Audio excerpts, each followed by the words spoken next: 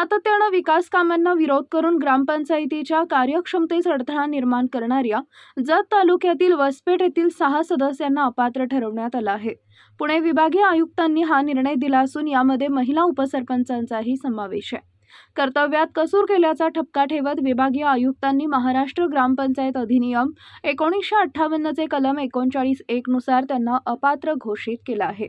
या प्रकरणात वकील म्हणून काम पाहणारे ॲडव्होकेट अभिषेक खोत यांनी अपात्रतेसंदर्भातील युक्तिवाद प्रभावीपणे मांडत ग्रामविकासाचे महत्त्व अधोरेखित केलंय।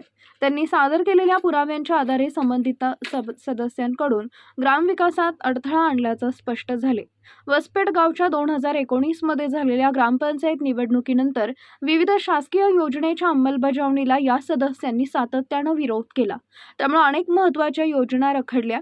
या संदर्भात दाखल केलेल्या तक्रारीच्या चौकशी अंती व सुनावण्यांनंतर विभागीय आयुक्तांनी 18 जून 2025 रोजी अंतिम निर्णय देत 6 सदस्यांना अपात्र घोषित केले। अपात्र सदस्यांमध्ये हे आहेत सदस्य अर्चना विक्रम घोदे, शाहनूर अल्लिसो नदाब, संगीता तानाजी हुवाळे, सुमन विकास जाधव, अप्पासो गुंडोपंत लेंगरे, अंकुश मारुती कांबळे। वसपेठ तालुका जत जिल्हा सांगली येथील ग्रामपंचायतीच्या सार्वत्रिक निवडणुकीमध्ये एक अडचण निर्माण झाली। सरपंच एका वेगळ्या गटाचा झाला आणि काही सदस्य एका वेगळ्या गटाचे आले।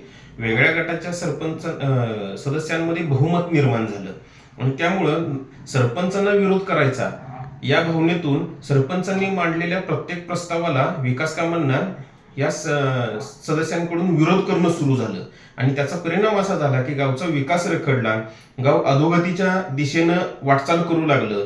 त्यामुळे तिथल्या सरपंचांनी माझ्याशी कनेक्ट झाल्यानंतर आम्ही माननीय आयुक्त पुणे यांच्याकडे सदर 6 ग्रामपंचायत सदस्यांना अपात्र ठरवण्याबाबत अर्ज दाखल केला। सदर अर्जाची सुनावणी होऊन सुनावणीअंती नुकताच त्याचा निकाल लागला आणि त्याच्यामध्ये ह्या 6 सदस्यांना माननीय आयुक्तांनी विभागीय आयुक्तांनी अपात्र ठरवलं। यापैकी एक उपसरपंचाचा देखील समावेश आहे।